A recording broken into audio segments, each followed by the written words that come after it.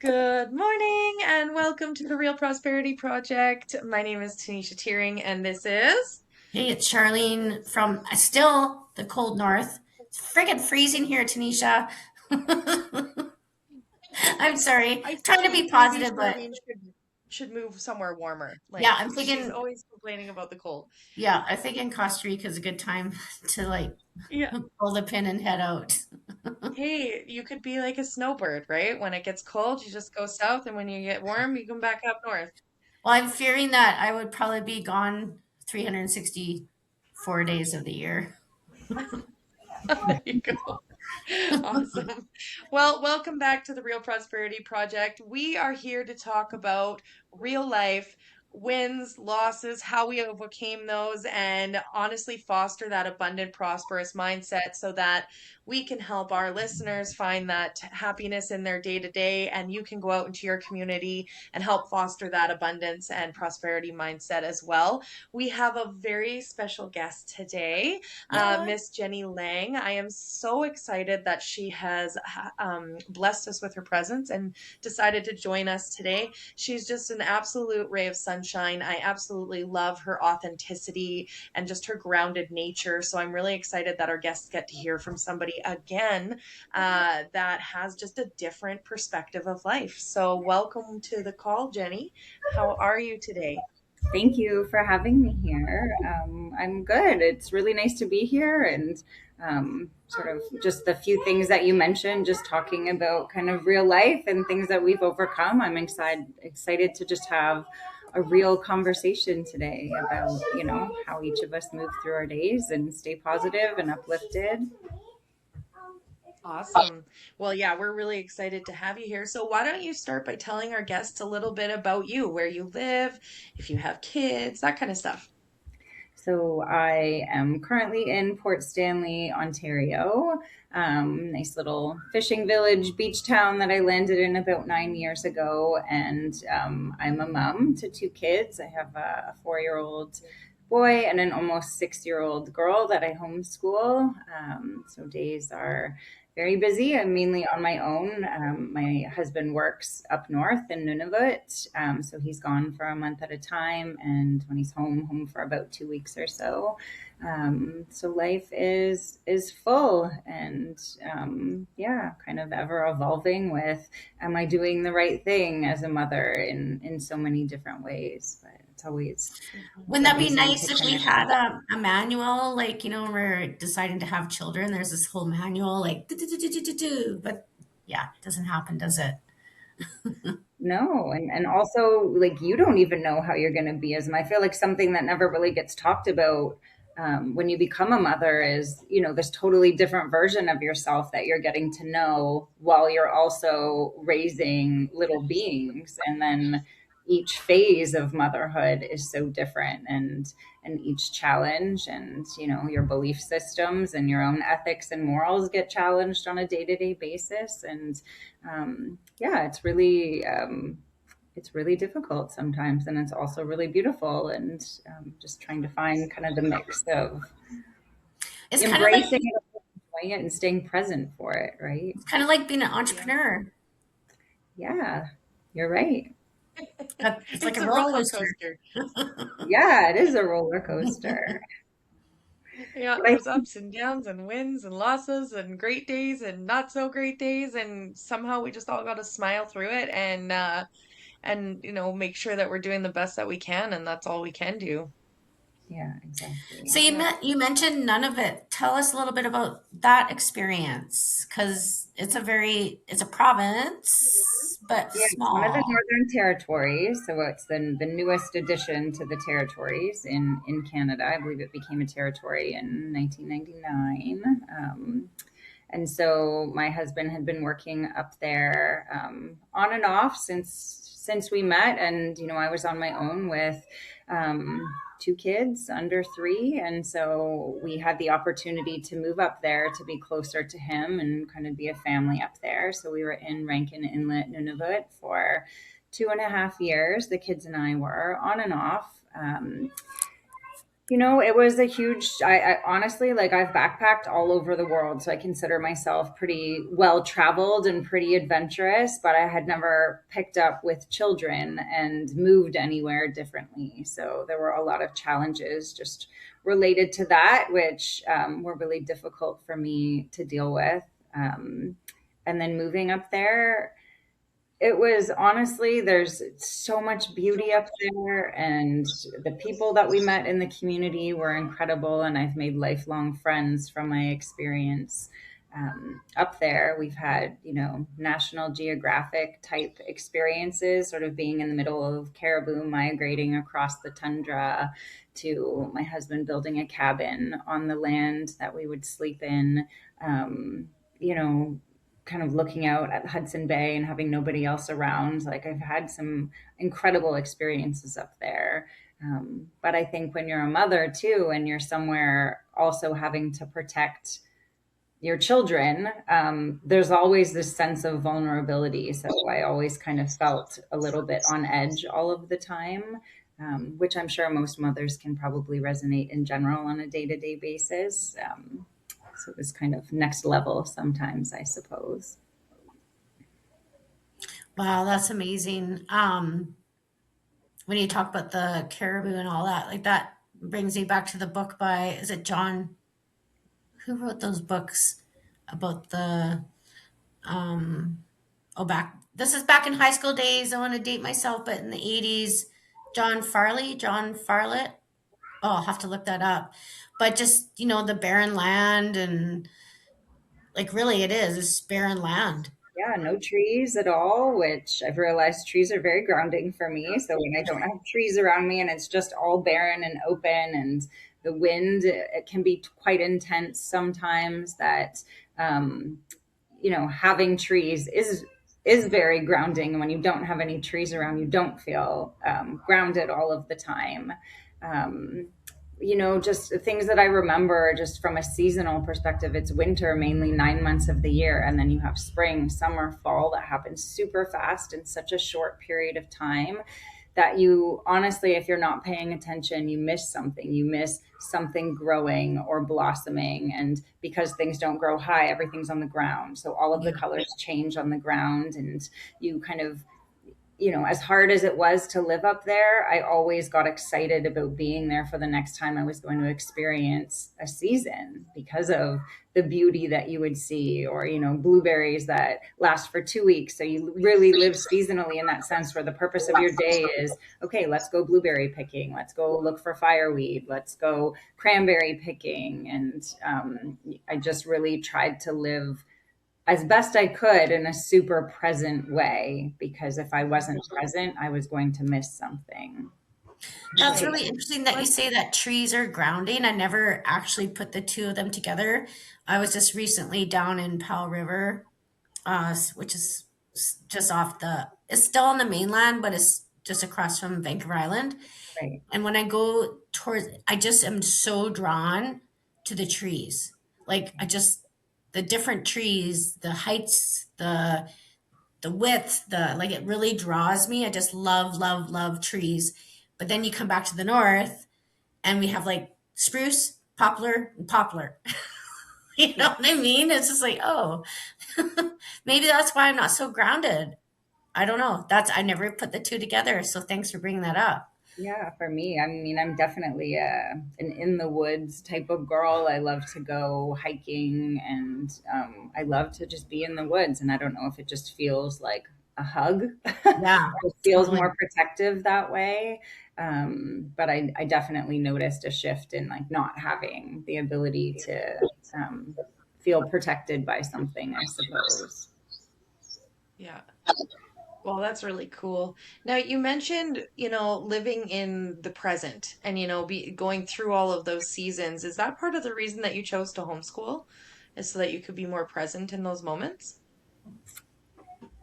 I think I never really thought that I was going to be a homeschooling mom. Like, that never would have been something to cross my radar at all. I think for me, becoming a mom has really challenged a lot of my trust in other people. And I'm not saying that I'm an expert at teaching or whatnot, but I think that for us, homeschooling is the ability to kind of move through our days and work through challenges and repair. And I feel like I'm at this stage with my almost 6 year old right now where there is a bit of friction, and I can understand how a lot of people might say, it's because you're around each other too much and she should be going to school or whatnot. But what I was thinking about the other day is that, if she went to school and we were only around each other for a shorter period of time where more of the friction was occurring, there would be more. I almost feel like we would have a bit more of a separation, and like our bond would start to shift and change. But because we're around each other so much, we actually have more time to kind of move through all of the feelings and repair and talk to each other about things, which I feel like helps create a better relationship between us. And so it's also helped me become a better person because I'm constantly having to navigate, how to be humble and how to say, oh, okay, I shouldn't have reacted that way. And let's talk about this and let's fix this. And I feel like so much of our life, is maybe not taking moments to reflect on how we're perceived in each moment or something that we did that maybe we didn't act the way that we wanted to. And homeschooling, and I guess being a mother in general, really kind of puts in your face like who you want to be and how you want to be, and how you want to continue growing and changing as a person and as a mother, if that makes sense. So how do you and your husband and I totally understand, and Tanisha would too, like having your spouse away working and then he comes home.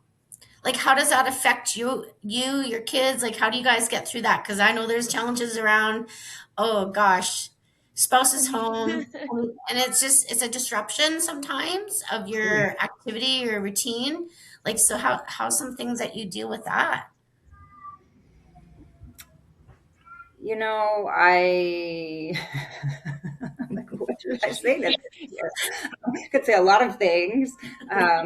It's very hard, and I feel like it's hard from like the surface level of it all, and then it's very hard from like the deeper emotional part of it, because I realize, and maybe this leads into the question from before, kind of answering that, I am the constant, right? So I Mhm. am the falling grace to all emotions. So when one parent is coming and going, they're going to get a certain version of the kids, and then the constant is going to get all the versions, right? So I feel like I get the feelings from them related to their dad being gone.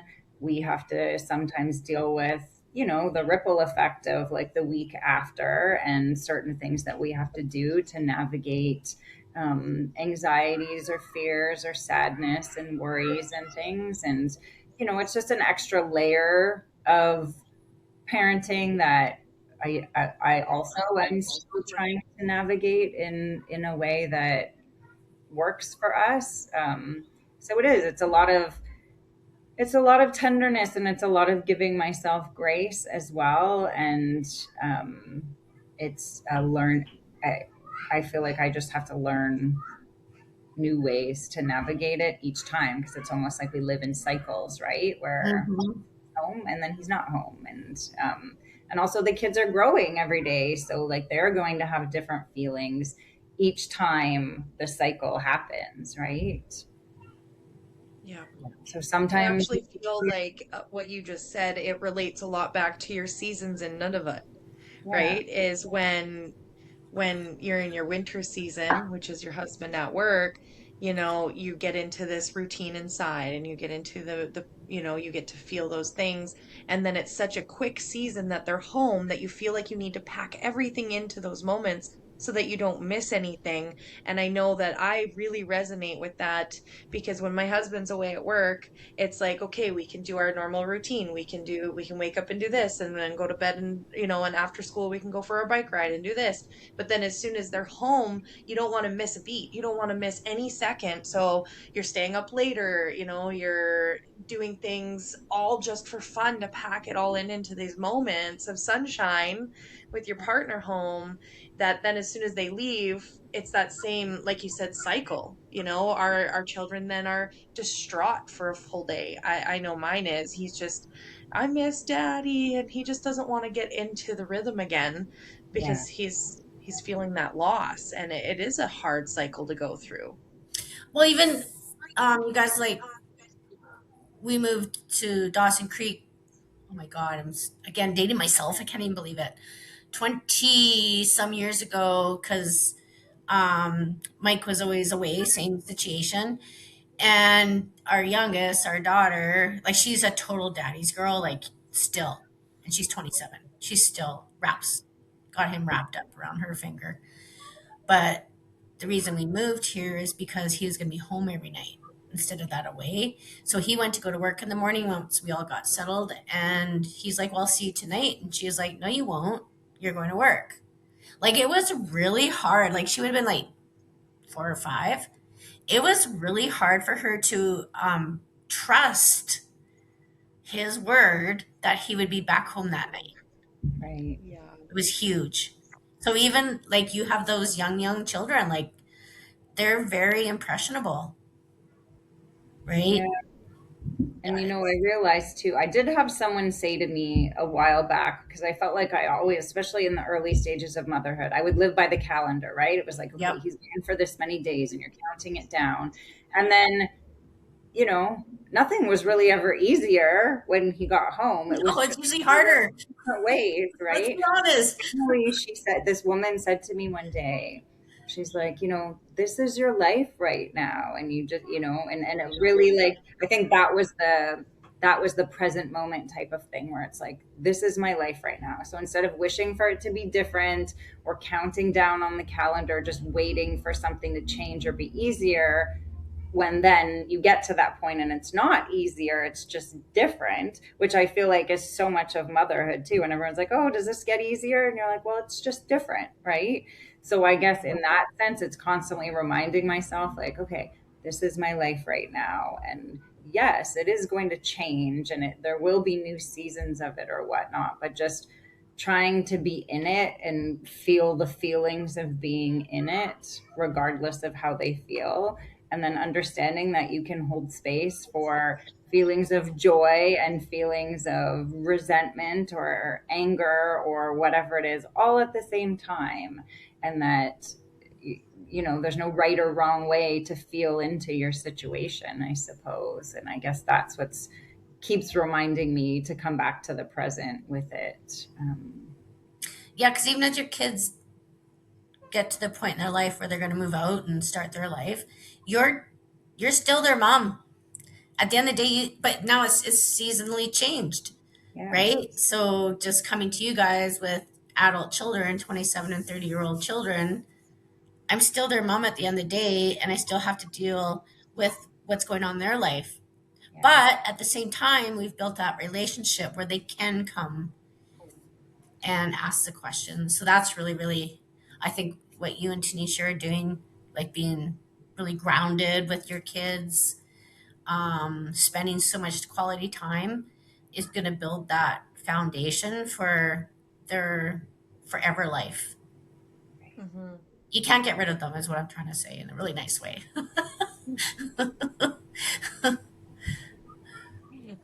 But I think so nice to hear what you said as a reflection of a mom with older kids right now. Like, that's all that we're hoping for, is that my kids will come to me in their 20s and 30s and, like, still want advice from me or want to share stories with me about what's going on in their lives, right? And, Or like, even just hang out with you. yeah, I exactly. think that's huge, Mhm. right? Like, I spend a ton of time with my adult kids. That's great. It's crazy. And I think, actually, at the end of the day, that's probably what I'm most proud of, is that's a huge accomplishment, where my Yeah. kids actually, I think they like me. I mean, like, I just spent all weekend golfing with my daughter, Mhm. so, and they call pretty much every day, which is, I think, it's huge. That is huge. Yeah. It is. Yeah. I know with my now adult son, I know I can't believe I'm saying that, but he's 19. He's living his life. I'm so proud of where he is and what he's doing.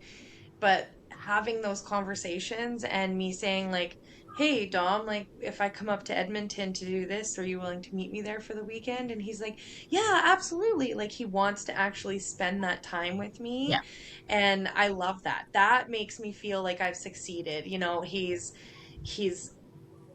working hard, he's doing what's best for him, and he still wants to spend time with me, and I feel like that's a win. That's the win. Yeah, for sure. That's I That's think amazing. all we can letting, hope for. yeah, and I think letting kids like make their independent decisions, and sometimes they're not good decisions, but letting them able to make those decisions. And then when they come back and they're like, oh, I think I screwed up. And then you can be reflective on them and be like, well, what went right? What went wrong? And supporting them in those good or bad decisions. Of course, we're not going to let them do like silly decisions, but you know what I'm saying? Like giving the empowerment to think for themselves. And I honestly, if I could go back in time, I used to threaten my kids with homeschooling. But if I was in your guys' position today, I would probably definitely be homeschooling. I think I think it's pretty cool. So I commend Yeah. you for doing that. I know Jackson is pretty excited to homeschool. Like every morning when we're getting ready for school, because I want him to finish out this year with his classmates, and just experience the last of the year. So we're just not going to re-enroll for September in that school. But he's pretty excited. Like when we talk about, oh, well, we can travel and we can go and we can go to this museum and we can learn about this area, and we can just do math for an hour a day, and that's it, and then we can have the rest of the day to other explore and do other things. He just lights up. Like the idea of it to him is just, it's not a threat. He's really excited, and I think that's because he gets to think outside the box and he doesn't have to get put in this little, this is where you fit. And I love that. And I don't know about you, Jenny, but I feel like that's one of the best gifts we can give our kids is the freedom to think outside the box, the freedom to think outside of the mainstream, and learn about the world and life the way that it's meant to be learned about, not just in a textbook. Absolutely. And I feel like it's taken me, like, for a while, I had to go through that period of, oh, I'm walking around with my kids during school time. What are people going to say to me? And how am I going to be judged? To now confidently sharing that I'm a homeschooling mom and having so many people that are so positive. Like, there's so much positive association to that, but also taking away other people's judgment, and also just realizing how grateful I am that we have this opportunity, that we can work in the entrepreneurial world, be able to homeschool our kids, be able to teach them about the world and have time with them. And yeah, it's something that I will never regret when I get older, having spent all of this time with my kids. And homeschooling can look very different to every family. And I feel Mhm. like I've just learned so much from all of the homeschooling families that I've met, and it's made us expand our wings and branches. And we've met so many people who also homeschool who we may not have met any other way, just because we get involved in things and we go on adventures, and we meet different people, because that is a big part of, people perceive homeschoolers sometimes as, how are they being socialized? And it's like, well, Yeah, they're that was always the big thing, right? living life. They're being socialized on watching their parents go and meet new people, and then exploring life in different ways. And I feel like it is the greatest gift, if it's the right thing for your family, and it feels Mhm. right for us, and Yeah, it looks like the world's shifted. I mean, like if you go in the way back machine to the 40s, 50s, 60s, 70s, even the 80s, it was only a single family income. So yeah, you sent your kids to school, but there was always the parent that was at home to provide that after school support. Whereas today, everybody has to work two jobs. yeah, So, you pick your kids up at 5, go home, eat, homework, bed. like, you know what I mean? It's like a hamster wheel almost, and it's so, it can become so frustrating, or I don't know if I'm searching for the right word, but like, what are some things that you do, Jenny, to be able to aside from your husband working obviously away, like, what are some things that have given you the freedom to make this life choice? I guess being so one thing that happened when we moved up north is that I really did have to think about, who am I outside of being a mom, right? Like I love being a mom, but sometimes I fall into the label of I'm just a mom. So Mm-hmm. I would also like my children to remember me as someone other than a mom, right? Like someone I had, a whole life before them and all of these different career paths. And then becoming a mom, things had to change in order for me to be home with them, for us to move up north. Um, the first thing I did was I tried to become an entrepreneur by creating something of my own. I did a coaching program where I signed up for a woman's like mompreneurial program where she was going to teach us how to create your thing and make passive income. And I really thought it was going to be my thing because I wasn't selling anybody else's thing. I was taking all of my skills. So I was a yoga teacher and a meditation teacher prior to becoming a mom. And, one thing I found is that everyone thought that I was going to be this really grounded, patient, perfect mother to my kids because of the skills that I had before and what I taught to other people. Well, I became a mom and I did not know how to access any of those skills. I didn't know how to do a yoga practice anymore while also, taking care of babies. I didn't really know how to take care of myself properly anymore. So all of the skills that I learned, I wasn't practicing anymore. And because of that, I was regulated and impatient, and I experienced, mum rage and different emotions. And I was like, this isn't the way that I thought it was going to be. I'm supposed to be this calm mother because I have all these skills and I was a yoga and meditation teacher. So I took all of those skills that I learned, thinking that if I have these tools and I'm having a hard time accessing them, how are moms out there doing who've never even learned a breathing practice Yeah. or a movement practice or anything? So I created what I considered this really amazing course for moms. And I spent a year and a half hustling on social media, trying to sell it. I followed, all of her steps on, how to be successful in the passive income world. And it didn't work. And it broke my heart because it was like everything that I'd learned. And I knew that this was good stuff that moms needed, but it just, hustling on social media and taking time away from my kids to try to be successful at something kind of got me into this space of burnout, really. Yeah. And, um, I had to sit in that thinking, like, okay, so, I still want to be a stay at home mom, but I need to help my family so that my husband doesn't have to work up north all the time and miss parts of his kids' childhood. So, how can I be a stay at home mom and bring in an income? And then I ended up reconnecting with my very dear friend that both of you know, Julie Wanab. Oh, I Um, know, really. I worked together in the yoga world. I worked at her yoga studio, and she had been introduced to the financial world, and she was someone that I trusted.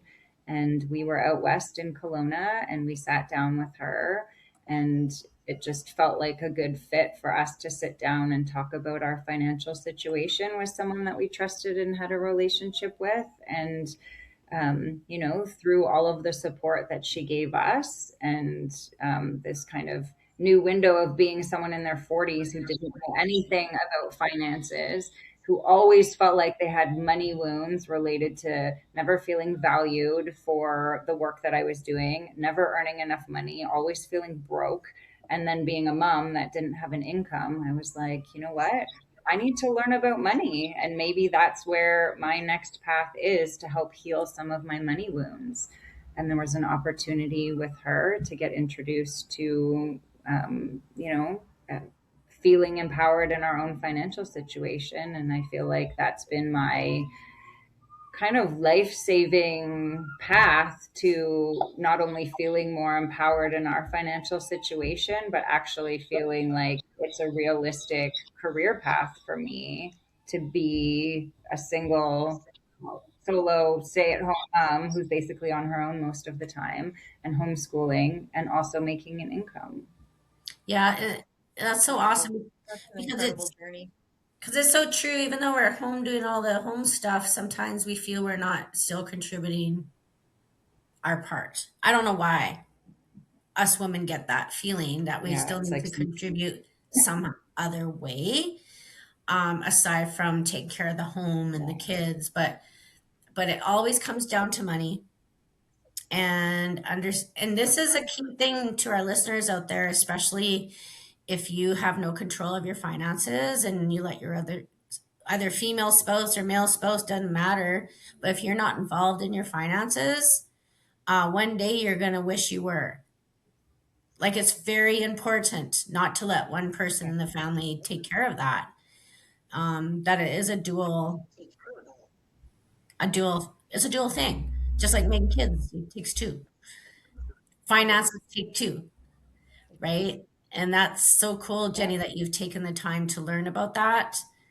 And that you can be in control, like with the finances. Like, I'm not saying in control just you. I'm sure you and your spouse take, and you guys should, like, everybody should take ownership of that.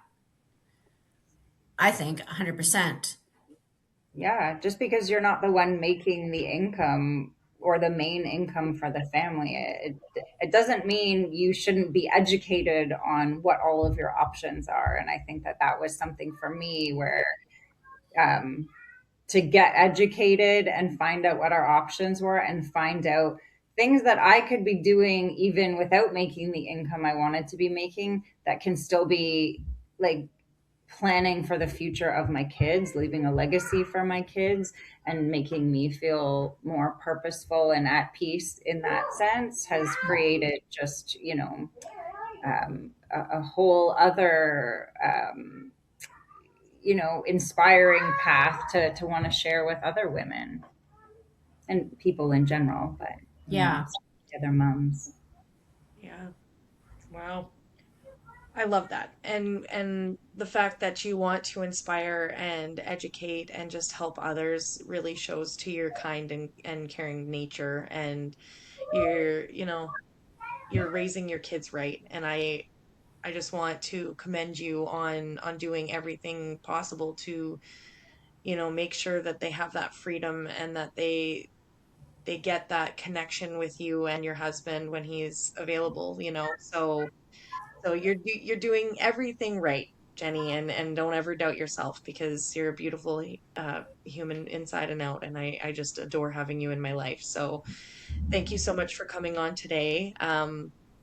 And I really appreciate, you know, you taking the time out to be here. And I really feel like maybe we should get you back on and we could have Julie here together and we could have like this really fun four-way podcast where we get to just yak a little longer. I think that would be great.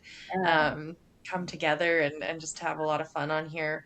So again, to our viewers and listeners, thank you so much for listening today. As always, subscribe and follow. We are the Real Prosperity Project, and we are real and we do not edit. This is just us and raw conversation. And I think that's something that the world needs right now in an era of AI and editing and filters Make and sure it's all of just that. right.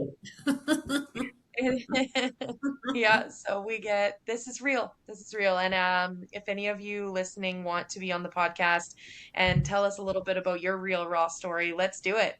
Reach out to me or Charlene and we'll do it. And if you are listening because you know Jenny, reach out to her. She has amazing, amazing insights and education in her new career path. And I'm sure she would be happy to book a time to share anything with you, as well as always, Charlene and I have your back. So I hope you all have a blessed day, and I can't wait until next week.